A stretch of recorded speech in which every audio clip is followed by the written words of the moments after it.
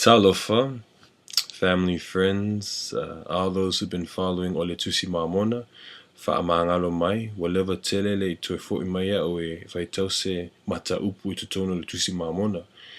I lost my Book of Mormon in Samoa and I finally got one back, so I'm going to be starting all over again. And my Samoan has improved a little bit since the last time that you see me read the last chapter. But we're going to start where we left off. Womoni fai mata upus fulmalima. So here we go.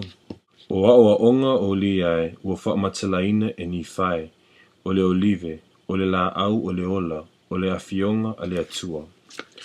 Ua o foi ina ua uma ona aveseina o ni fai i le anganga, mo ua o i loa ia mea uma, ua o foi mai le fale ie o lo utama, mo ua o ina o i loa uso, o Fefina wai fo i lātou e winga i mea na whai atu ai lo utama ia te lātou.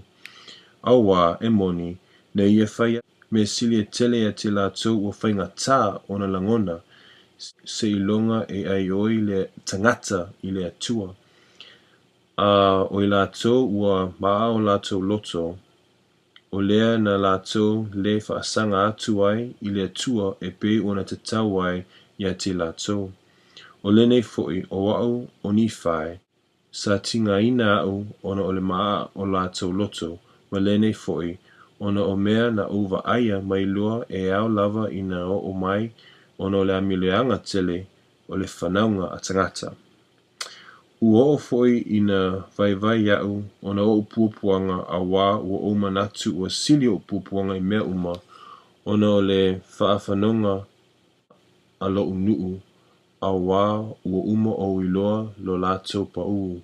Ma ua o ina ua uma ona o maua lo umalosi ua o whai atu i o uso, ua o fia iloa mai a te lātou le ala o a lātou finaunga. Ma ua lātou whai mai, whaauta, ua le mawhai ona malamalama i a te mātou upu ua whai mai e lo tātou tamā e winga i le moni o le olive. Ma le nei foi e winga inu ese. Ua o whai atu foi a te lātou, po ua o tō fesili atu ea i le tua. Ua lātou whai mai i a te au, ua mātou le whaia a wā e le whai loa mai le atua se mea whapena i a te mātou. Whauta, sa o whai atu i a te lātou, pe whapewhia ona o tō le tausipolo inga le atua. Pe whapewhia ea ona o tō mālaia ona o le maa o tō loto. Tō te le manatua ea mea ua whetalai mai le atua, pe a whai tō te le whaamaa o tō loto, e ai oi mai ia te au, ma le filinga le tau singa o a upolo a inga.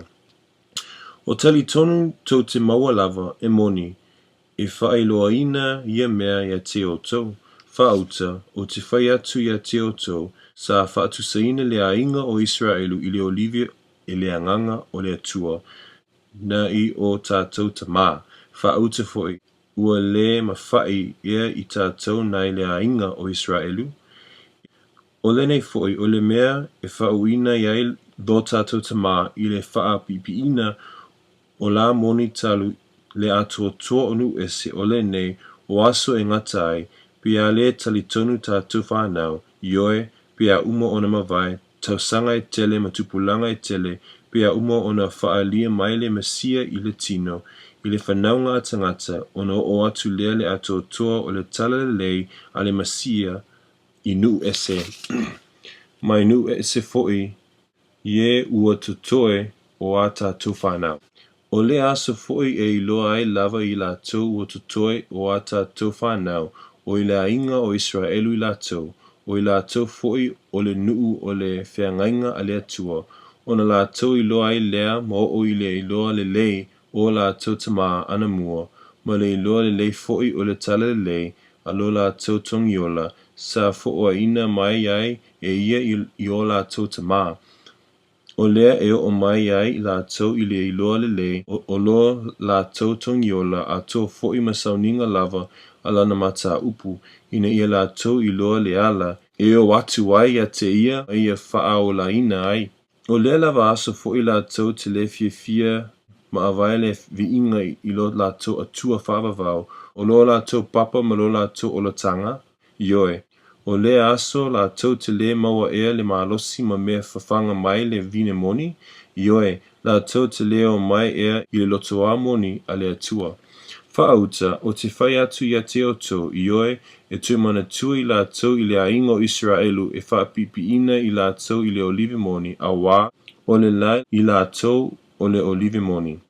O le mele nei ua manatu wailo tātou tamā, ma ua manatu o ia I le o mai lava se ia uma o na whaasala lawina I lātou e nuu ese, ma ua manatu o ia e o mai ai talu nuu ese, ina ia whaali e le atua lona mana I nuu ese, ona o le nei lava mea tasi, ona ua te ena o ia e tangata I utaia, po o le ainga o Israelu.